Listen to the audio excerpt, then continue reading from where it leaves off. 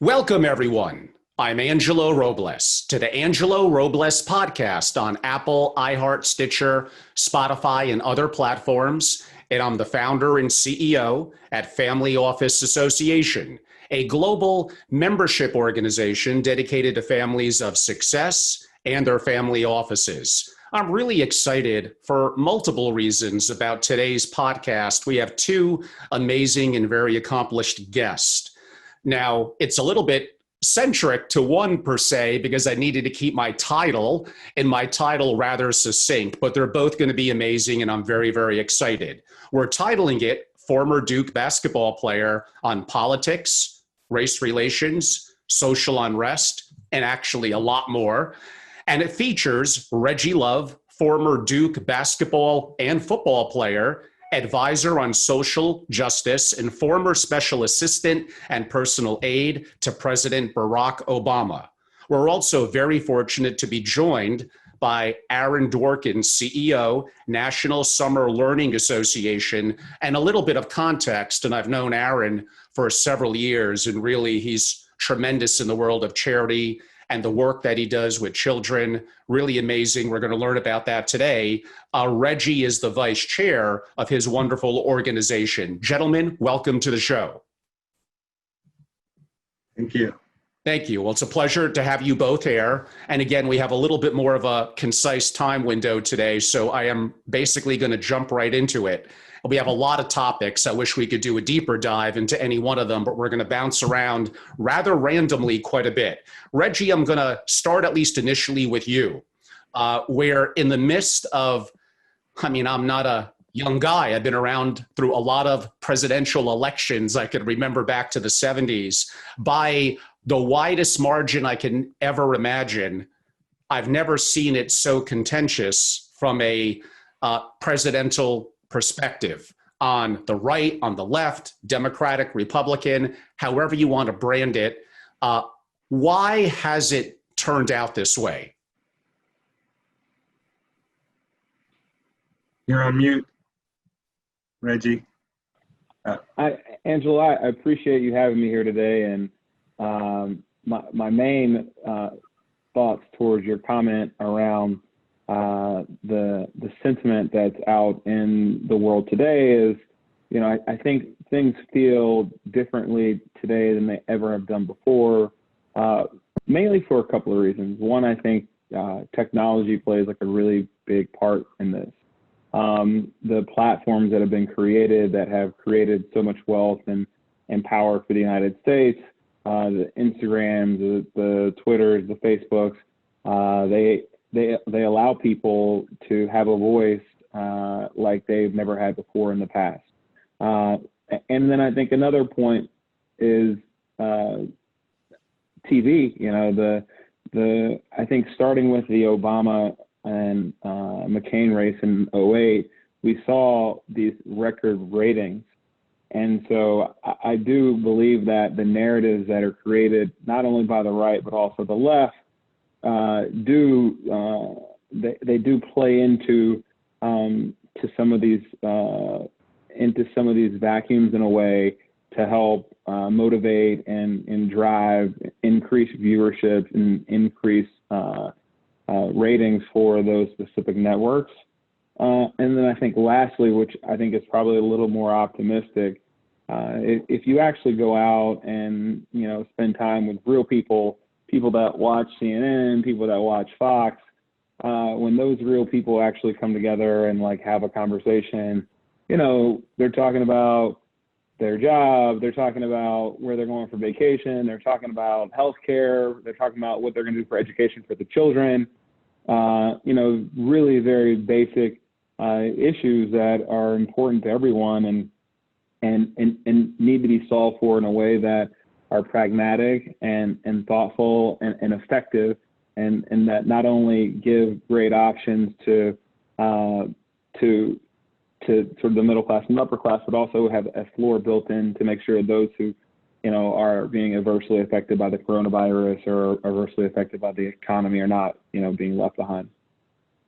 Yeah, there's so much unique dynamics. Some of them we would not have expected heading into this election back in let's say earlier in the year in January or February. And that would really revolve around the impact of COVID-19, which was obviously greater than we perhaps expected, looking back to the early days when we knew it was inevitably coming back in January and February, coupled with the economic impact, the loss of jobs, and then the frustration that people had in so many ways of being cooped up, of not having enough money, many of them, to meet their basic necessities.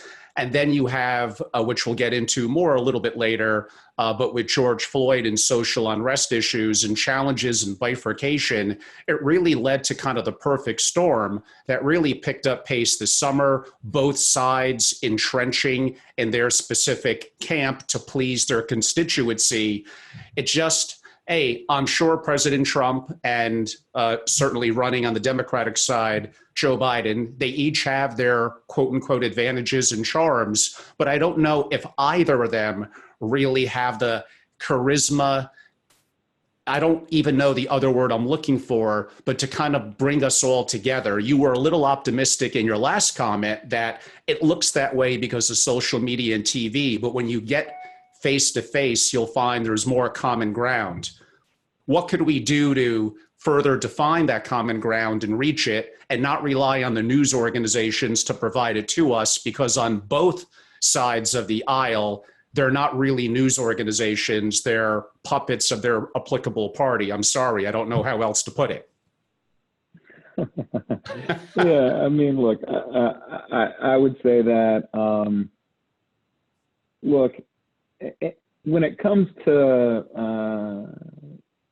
the distribution of information, I think you do have to really have respect for the press, but I think you also have to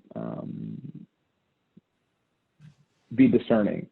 And the respect really comes around, transparency and accountability.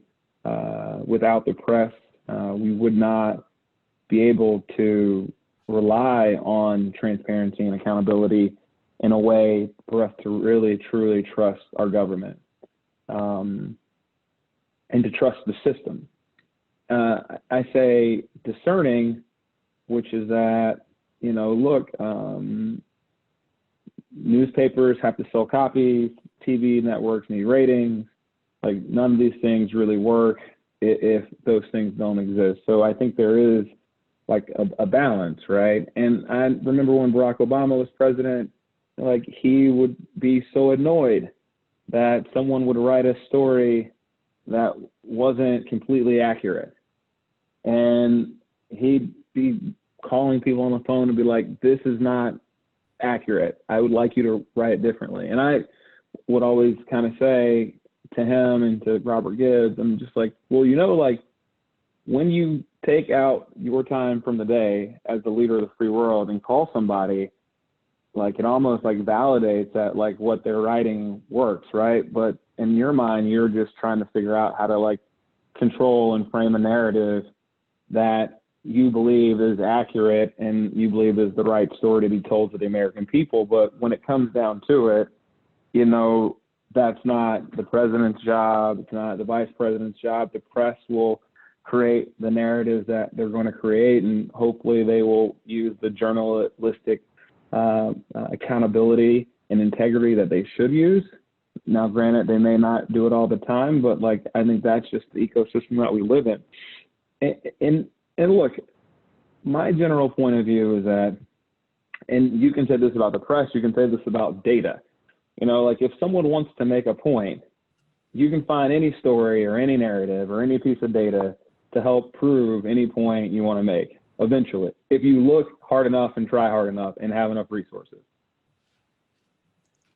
That's for sure. Aaron, also very timely, as I mentioned, obviously we're in the midst of COVID-19. Your organization, which is amazing, and your experiences and your dedication to it and Reggie's involvement, it's all great to see. I grew up in a challenged environment, and money and education was a challenge for me. And an organization like yours would have been incredibly impactful for me to have something to fall back on. So right now we're in the midst of COVID-19.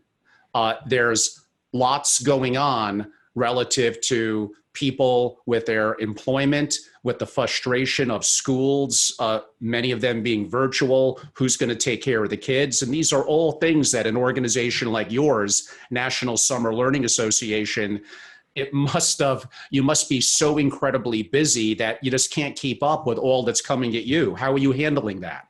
Sure. Well, thank you, Angelo, for those comments and for having us and having me and Reggie. So just a context for your listeners, our organization, National Summer Learning Association, it's a mouthful, we call it NSLA, has been around for more than 25 years, and it's always been focused on putting a spotlight on the duality of summer as both a time of great inequity, of almost an unfair disadvantage for so many millions of low-income families and students who don't have any opportunity to keep learning and doing anything productive over those 3 months, quarter of the year. But at the same time, it's also an amazing opportunity through internships and jobs and great programs. So we've always been trying to flip the switch and helping programs grow and get started and learn what quality is and serve more and more kids. What we saw with COVID is, and we did become enormously hectic and busy here, is that the experience of when students had to leave school last March and were out of school for 3 months until June, the only reference point for millions of 55 million American students were home, all of a sudden trying to learn. The only reference point for what happens to them and how to support them when they're home for 3 months was summer. So the whole world of education was calling us for guidance and tips. And then we were all in the same boat together. And also at the time, back, if you can even go back to March, there was this optimistic hope that COVID wouldn't take this long to resolve and that this summer we're just coming out of would be the next best time where students and teachers could see each other in person. So we've been working with everyone from school districts, libraries, parks and rec, summer camps, summer youth employment, companies, all trying to figure out how do you switch to virtual, how do you keep those programs and experiences happening and keep them engaging and productive. And now we've shifted to taking the lessons learned from a lot of entrepreneurial educators and how do you apply that and share that with school districts who are now still grappling and racing to figure out how to do a better job now. And so our phrase now is summer and continuous learning. We've been putting out reports and best practice reports, and we've been holding webinars that more than 5,000 people have joined in the last few months. So there's a lot of innovation. There's a lot of creativity and collaboration. We just need to be able to connect dots and have people break through silos to focus on kids. Well, let's talk a little bit about that. I mean, I wear a little bit on my sleeve. Most of my audience knows I tend to skew towards libertarian policies. And if you really follow the principles of that, it's the people that have the resources, whether they're on the left or on the right, contributing to society through philanthropy. It doesn't hurt that there's some tax advantages, and that is something that is beneficial mutually to everyone involved. And I know that's been impacted somewhat with some tax law regulation changes over the years, but has been something that has been valuable again to everyone. So forgetting what political party that you may be a part of, shouldn't families that have the capability, that have the success, and want to be impactful from a societal perspective to those less fortunate and to kids? I mean, our future is in our youth. And luckily, I see the good in many of the families that are members of FamilyOffice Association. We have them from all political angles, all race, religion, colors, sex, interest, whatever it may be. And I see a lot of the positive that they do that they don't often look to go to the press with or look to raise their hand, it's me. Many of them are anonymous in terms of how they give. That being said, how could people become even more involved and help the youth in this country? I'll go first, but Reggie has had a lot of involvement with us and many other charities. But first of all, we welcome partners of all backgrounds and all aisles and all sectors. So I think what we know, and so anyone who wants to learn more about our organization, we're happy to get involved and follow up afterwards. I'm just Aide Dworkin at summerlearning.org. But basically what we see is any solution is not going to be coming from one sector by itself if we want it to be sustainable. It really takes partnerships from the corporate sector, government, and nonprofit together to create all these opportunities. And I've taken a lot of inspiration when all these millions of students were home.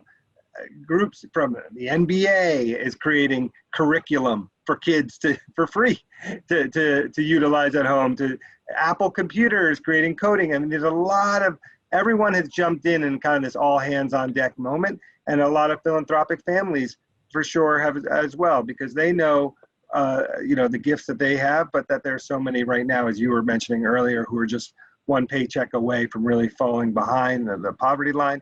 And everyone needs help. And part of summer programs, part of why there was always such a push to make sure that they were open and libraries were open and all these programs that were available, is around hunger. Is that there's so many kids who get fed during the day only at school and don't even have food at home. And so if they're not in a program, they don't have a way to eat. So that was one of the issues we were solving for, safety issues, and a lot of help for parents who we know can't really do their job if their kids aren't in a program. But Reggie, do you have any thoughts you wanted to add? Look, I think, Angela makes a great point around the idea of libertarian politics. I think, Aaron, you've addressed a lot of really interesting points that were related to COVID and the things that NSLA had to do, and how many people were looking to us, and how many people were starting to do things that they hadn't done before. I thought one of the biggest things that we've seen right now when it comes to COVID and learning is really the digital divide. And it's hard because, like, we're all on a WebEx right now. We probably got 6 computers in home, and our kids are probably on, and everyone's kind of on. And we probably got an iPhone to our left and a tablet to our right, and every one of those devices is probably connected. And why I say this is a really important issue, and it's important for 2 reasons. The first reason is that we often can't put ourselves in the shoes of other people, and until we are really able to have empathy, and not just around the things that we know, but around the things that we don't know, that's the point in time in which we will really be able to be the most impactful. Because it's not necessarily always the digital divide, but it's really about what are the solutions for the people who have less and who are underserved. What solutions do they need in order to stay up, in order to stay in the mix, in order for them to continue to be able to have growth and to sustain themselves? And we can't do that if we aren't close enough to people who have less and really understand what those challenges are. And to your point about being anonymous around the giving, I have an immense amount of respect for that. And I probably look at that as 2 ways. I think everything that we do matters, irrespective if people know or people don't know.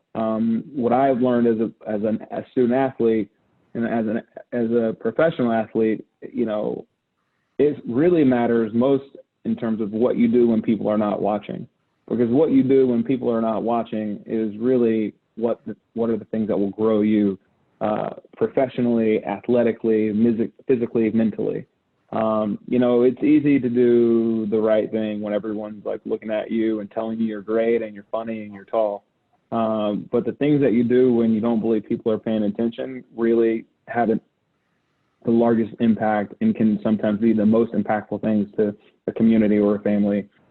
But I do believe one element, right? And this probably is part of what we'll talk about later on when we talk about social justice, and we talk about why does our voice matter. I do believe that irrespective of the amount, I think it's helpful to talk about the things that we do believe in. I think it's helpful to express to others that it's okay to care, that it's okay to contribute, because I do believe that, having that dialogue, doing things that are inspirational and charitable and thoughtful or full of thought and selfless, I think that can inspire, it can inspire a church, it can inspire a school, a neighborhood, a community, a county, a city, a state. I mean, even an entire country. So I think it's great because everything does matter, but I do think that, leading and leadership is about getting people to believe in things that are bigger than themselves and bigger than one specific issue. Well, that certainly will play into our discussion with your amazing contributions at Duke, from a football scholarship to the walk-on basketball to becoming the captain in your senior year to a national championship, and having the experience of having what I'm going to call the mentorship of a legendary coach like Coach K, and then, like you said, transitioning very quickly to the most powerful person in the free world, kind of put you in a special position to learn. We're going to get to that in 1 second. I just want to pound home the point. From kind of the libertarian perspective, it's usually going to be less government engagement and involvement, and it's going to be the people. Again, you're only as strong as your weakest link.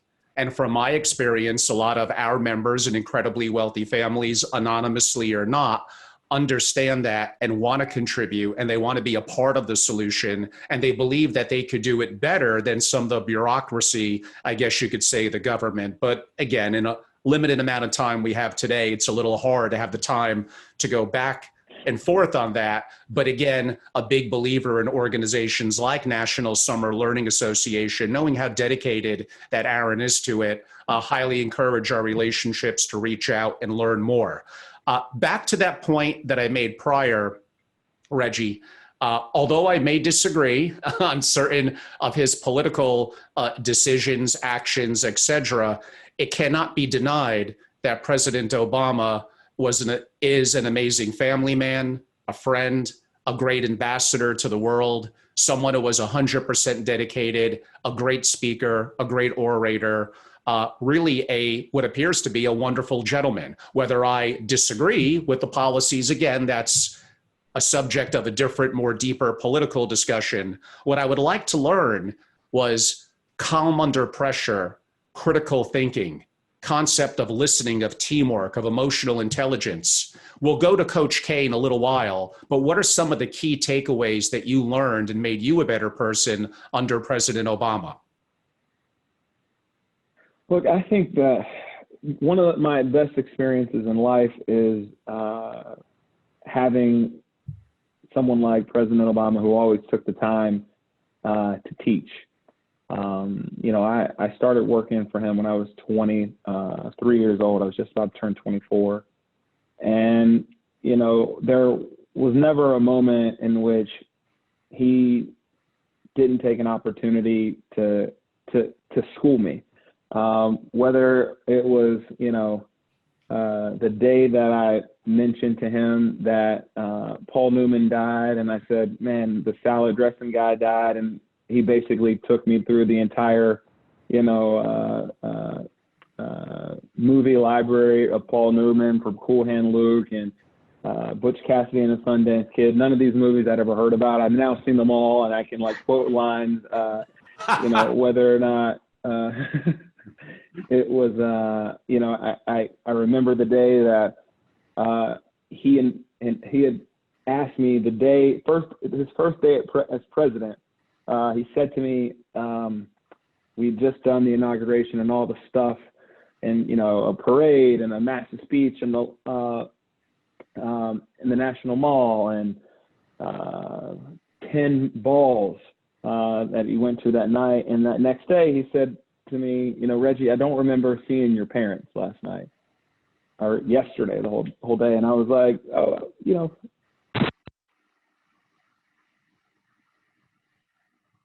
Oops, Reggie, we might have lost some audio. I think you're muted. Can you hear me now? Yeah. Yes. Okay.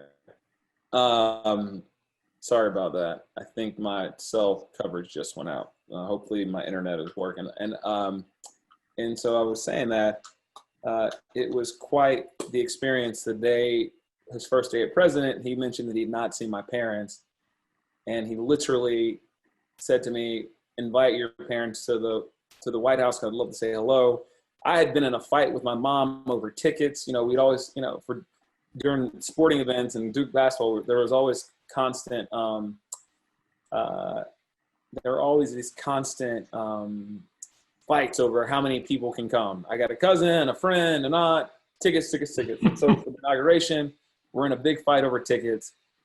And I tell the president, I was like, you know what, I'm just like in a fight with my mom, and I don't want to invite them right now. And he said, well, look, I'm the leader of the free world, and, I want you to invite your mother and your father here to the White House today. And, they came in for 2 minutes. He said hello. They took a picture. They left. They came back. I'm like working away at my desk. He comes out of another meeting. This is like an hour later, and he kind of says to me, he goes, he said to me, how hard was that? And I said, Mr. President, you don't understand. And he goes, no, Reggie, you don't understand. He's like, your parents will not be here forever. As someone who lost my mother at a very young age, I would never miss the opportunity to thank or appreciate my parents, because you never know how long they'll be here, right? And this is me at 24, and this is the first day of working in the White House, and this like very like basic principle, which in theory I should know, like he's reminding me of. And I think the other big part of him, and what makes him a strong leader and cool under pressure, is that he's very thoughtful. And when things are going haywire, you got an oil spill or an economic crisis, or the auto industry is falling out, he spent more time listening, and not just like listening to his own advisors, but listening to everyone, listening to the experts, the CEO, the chief of staff, the staffer who wrote the memo. Literally, he always believed that everyone's voice matters. And the more information that you have and the more perspective that you have, you may not always make the right decision, but you can never be too informed in making a decision. And switching a little bit of a similar type question from a different perspective over to Aaron. So Reggie had the opportunity from parents to Coach K to President Obama. I mean, he had like an incredible path of leadership, of people to follow. Let's talk a little bit about some of the kids, some of the amazing kids in your program, that whether it's a single parent or dual parents, yes, the parents should be their heroes. All that they sacrifice for them is certainly kudos, but it does help during school, after school, especially if the parents are broken up or they're working a lot, that there's some form of mentorship at a age when people are very, very impressionable.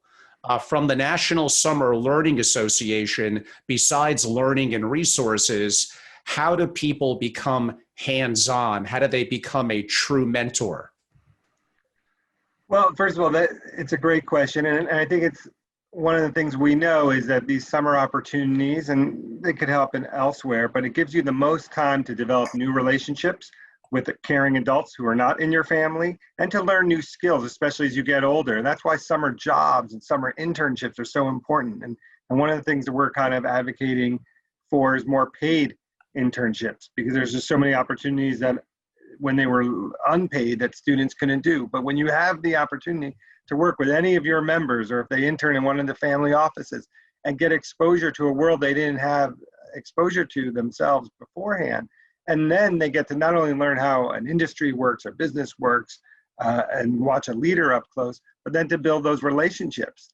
And, Reggie had mentors who are much more famous and high profile than most of us had, but any of us as adults, we always like to say as adults, when we look back on our lives and how we got here, it always kind of, we're able to put together a narrative and a theme, a common thread that kind of makes sense. This job led to that introduction. Yes. But when you're 12 years old or 15 years old, trying to imagine how do I get to go work one day in an investment bank or in a White House or some other company, that pathway is completely unclear. And if you grow up in a family with lots of caring adults in your life, you might meet an uncle, or you have a brother or a friend or a neighbor who will share with you. But if you don't even have that kind of social network, then where are you going to get those mentoring ladders and those kind of who's going to light up those pathways. And that's kind of what these summer programs that we work with, no matter what they're focused on, whether it's arts or entrepreneurship or sports or business, that at its core, it's about creating these mentoring relationships and opportunities that last beyond the summer. You get to work with someone. I see in the chat that Chris Ray was talking about what he does with his interns, but the internship doesn't end once it's over. That once you build that relationship, and now 20 years later, they could get somewhere and they will say, hey, it was because of that experience and that mentor I met when I was 15 or 16 that I did all these other things. And Reggie, in terms of your experience at Duke, an iconic institution, and you were really challenged playing two sports, a scholarship in football, you decided to walk on in basketball, obviously made the team. You ended up becoming captain, as I said, if I remember correctly, in your senior year in the championship in 2001. Coach K is renowned around the world for being a great mentor, a great coach. And even in my master class, I actually have a slide and a page dedicated to one of the things he talks about. But as opposed to me reading about it, I'd like to hear it in practical real world experience. And I remember him talking to the Dream Team about this as well. And that is, I believe less in rigid rules and more in standards. And the standards are set less by me, but more so by those that are the active participants. If you could explain Coach K's style of teaching, of mentoring, and of being a leader and how it brings out the best in people like yourself. Look, I think that's a great question. And he writes about that in his book, The Gold Standard. And he kind of hints on it too in 5-Point Play. And when he says standards, I really, in my mind, I always kind of thought of it as culture. And the culture was really one of, there were certain things that were expected to be done. And I think it's really important because, like, one of the things that he would say is that if I have to spend all my time motivating you to play hard or motivating you to play defense a certain way, that's time we're not spending working on the X and O's or working on a specific scouting report around how to defend a player who might be an excellent scorer or, something that's specific and nuanced, right? In his mind, that that brought him backwards, right? Because the expectation is that everyone should play hard. If you're on the court, you're on the team, and that everyone's going to defend. And I think that culture is part of the reason as to why, even when there isn't 3 number 1 draft picks on a team, Duke teams tend to always perform or overperform when they have less talent than when they have more talent. And look, when it comes down to the Olympic team, right? Like the guys on the court, they're the ones who are out really competing, and the difference in the level of talent at that level is it's very, very small margins, and execution and unity are things that will drive performance and not just raw talent and who's the better team. And I'm going to go back to Chris and Aaron were talking about education and internships. Like for me, Duke basketball taught me a great culture around not only effort, but also an appreciation.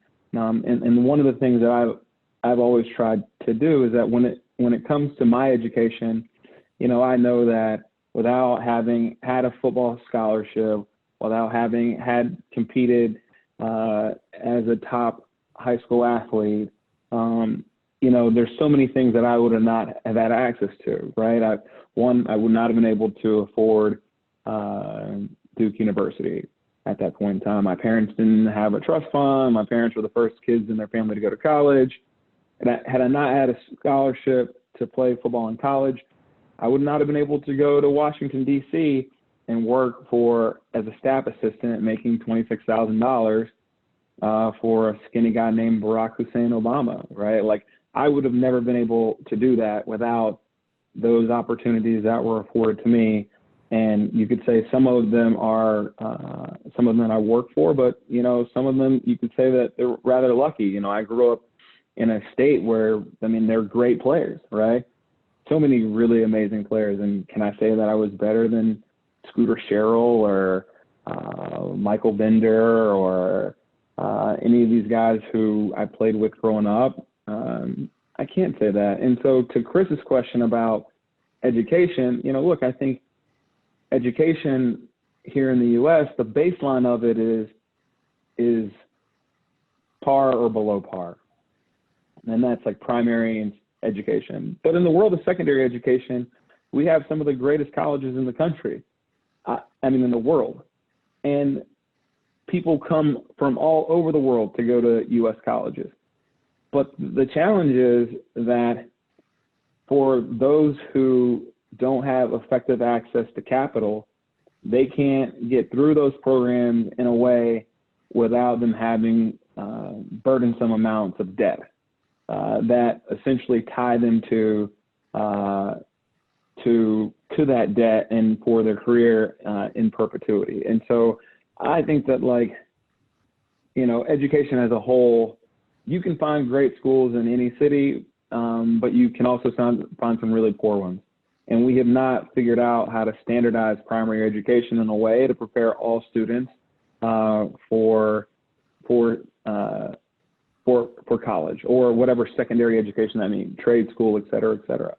And then in terms of colleges and universities, we haven't figured out how to make them affordable for everyone. Now, I think that in the Obama administration, they did a great job with the loan forgiveness program and saying that if you graduated from college, you worked in public service for 10 years, you made, an income adjusted payment for 10 years, at 12 months in a row for 10 years, that they would forgive all your debt. I think programs like that, are super valuable and super helpful, and they help to strengthen communities.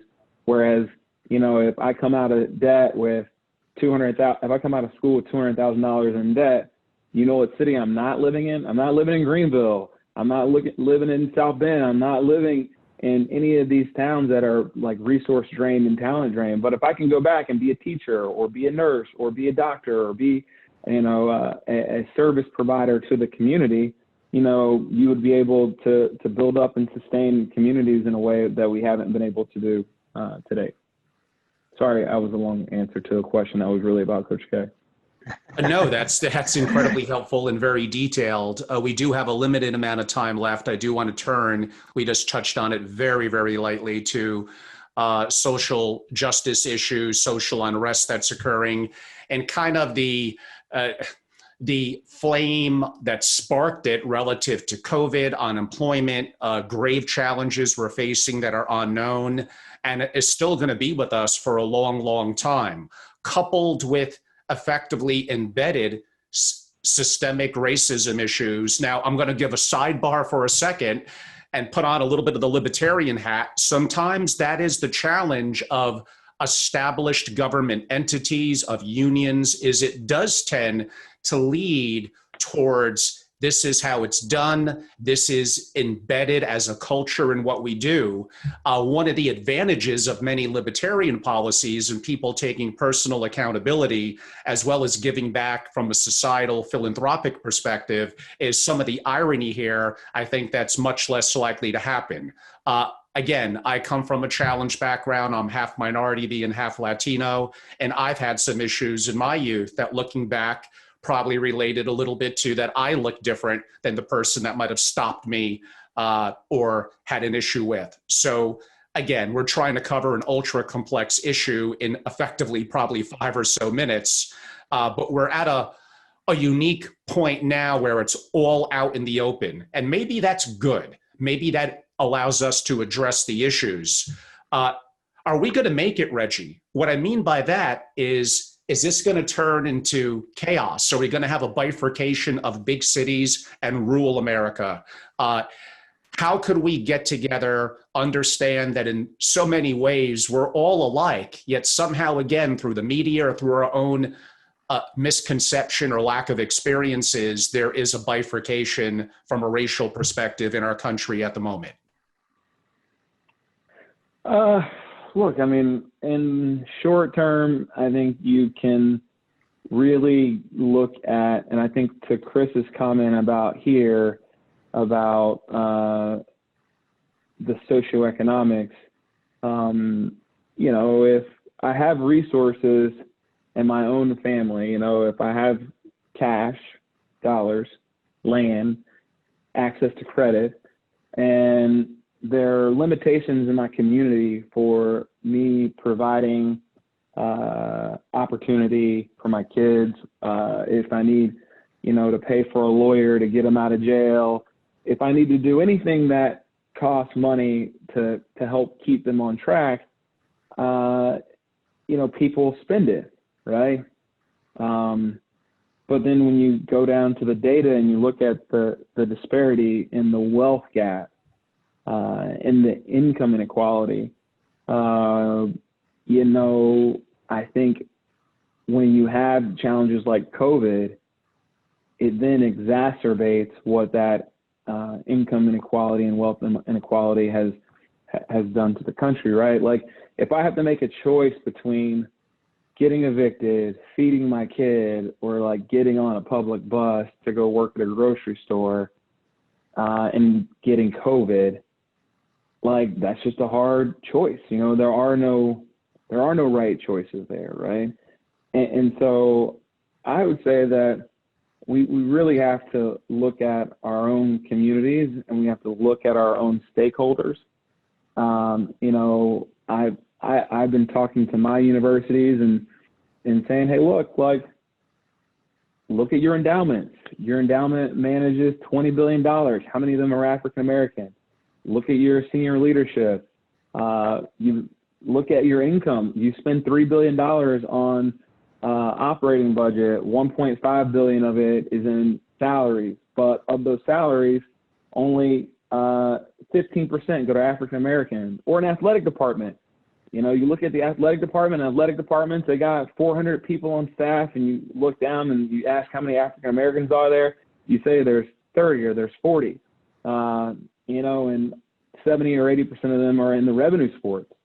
And so, like, you can look at the wealth income inequality that's been created, and it's oftentimes easy to say, hey, it's not me, I'm not racist. But, like, my general assumption is that if you work at a company and at your company doesn't look like the makeup of the country, or you go to you support an organization and that organization doesn't have diversity baked into it, and you're, supporting them, funding them, whatever, like, I think you got to then just sort of look in the mirror and say, what am I doing? And I think a lot of people feel like this problem is too big. How am I going to solve this problem? I don't know how we ended up here, but ultimately, we didn't end up here overnight. If you think about the history, the first African-American bank, called the Freedmen's Bank, which was put together after the Civil War, it had $10 million in deposit. It went underneath. It went bankrupt. And you wiped out a whole generation of wealth for blacks. And blacks could only go to this one specific bank because of segregation. And so, like, when you take these things into consideration, you say, that's a big problem. And you then look in your own community and say, look, I can't change that. I didn't have anything to do with that, but what can I do? The little things that we can do in our own ecosystems and our own organizations, if you add all of those things up, we can make a pretty big difference, right? If everyone feels like they can do a little bit. And with all that's happened, and again, the incredible bifurcation, but again, on the other hand, it's not quietly spoken about anymore. It is just right in your face and in the open. And there may be some good aspects to that, because maybe that means that certain real changes could occur. They are happening, I would argue, slowly and have been for decades. But how can we make it more exponential in terms of that growth? We probably only have a couple of minutes left. Are you seeing some positive things from the companies you talk to, the universities you talk to, or unfortunately, does it appear to be more lip service? Well, look, I think anytime people are having conversations that have not had in the past or hadn't had before, I think that's a good thing. But at the same time, John Lewis and Martin Luther King would say that talk doesn't solve problems, action solves problems. And so I've seen a lot of people taking action. The companies that I work for, they've contributed money to certain organizations. They started having conversations about what the makeup of our portfolio companies. What does our leadership look like? How can we have an impact on our community? The HBSE, which is Harris Butcher Sports Entertainment, they committed $10 million to racial inclusion and justice. They're going to launch a supplier diversity program, the first of its kind for the sports organization, right? Like, I don't think that's going to change the world, but I think, as I said about talking about the things that we do, I think hopefully if we do enough, we'll inspire enough people to believe that they can make a difference. And Gino Isaac said they're friends with Marty Nesbitt, and Marty Nesbitt, is a great friend. And he himself, I had a conversation with him, was like, he has a private equity shop called Vistria out of Chicago.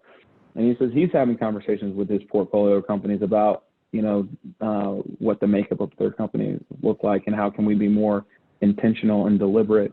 Because obviously if we're not intentional and deliberate, then, we'll continue to, people will continue to be left out disproportionately, people of color. Well, gentlemen, we unfortunately do have to come to an end. Perhaps we could have you both on after the election. That will be an intriguing time. And on that note, Aaron, for those that would like to learn more about National Summer Learning Association, what website could they go to? How could they be a contributor? How could they get involved? Thank you. Again, yes, we'd love to have everyone who's interested to get involved with our work. If you go to our website, www.summerlearning.org, there's a lot of information, and you can reach me through the website as well. And I just want to say something that's a synergy here is that, we're investing in leadership, just as if you were going to invest in a company, you would look at the leadership. And we want to fix education or any of these issues. There is a major investment in leaders and entrepreneurial leaders that we all need to make. And I think that there'll be a lot of high ROI. And summer, I would argue, is the most entrepreneurial time in education, and it has ripple effects throughout the school year. So for anyone who's trying to be entrepreneurial in their philanthropy, we'd love to work with you and find ways to leverage your resources. Yeah, I mean, Aaron has deep experiences with this. I've seen him in action for multiple years, and someone you certainly, if you believe that these are important issues with our children, and Chris Ray commented that we didn't have time to get to the question, but with what's going on in COVID and some of the racial and challenging issues in our cities, that unfortunately those in the lower half of the economic spectrum are getting hit like twice as hard by the issues impacted by COVID and by a variety of other factors that we as mentors, as contributors, as philanthropists could make a dent and make a change in. Let's not rely, from my perspective, only on the government to do it. Let's take responsibility as individuals. Reggie, you're incredibly busy and are doing so many different things. But besides your vice chairmanship and engagement at National Summer Learning Association and your support of it, are there any other ways that people could learn more about you or support some of the initiatives that you're doing? Yeah, look, I think NSLA, I fully support NSLA and all the great work that Aaron has done and all the work they've done over the history. I'd say, people should support issues that are close and near and dear to their heart, and people should feel that as though what they do every day matters, even if it's the really small things. And if anyone ever wants to get in touch with me, my website is reginaldlove.com. And yeah, I appreciate you guys having me, and this was a lot of fun. So thank you for doing this. Well, thank you, gentlemen. There, again, many questions we had to leave on the cutting room floor, but let's see how things shape up with the election, what's going on in this country, what potential progress we might have made. And a couple of months, we're each going to know a lot. Everyone, in my conclusion, I'm Angelo Robles. I'm the host of the Angelo Robles podcast and founder and CEO at Family Office Association, a global membership organization dedicated to families of wealth and their family offices. We do a significant amount of original content, host a significant amount of programming, now, of course, all digital, but literally hundreds of times a year, primarily dedicated to our members, our content, our masterclasses, our connectivity resources, and peer-to-peer connectivity with like-minded people that are looking to make a change. You can learn about Family Office Association by our beautiful new website, which simply is our company name, FamilyOfficeAssociation.com. I'm active on social media. My email is angelo@FamilyOfficeAssociation.com. Gentlemen, thank you so much and have a great day. Thank you. Thank you.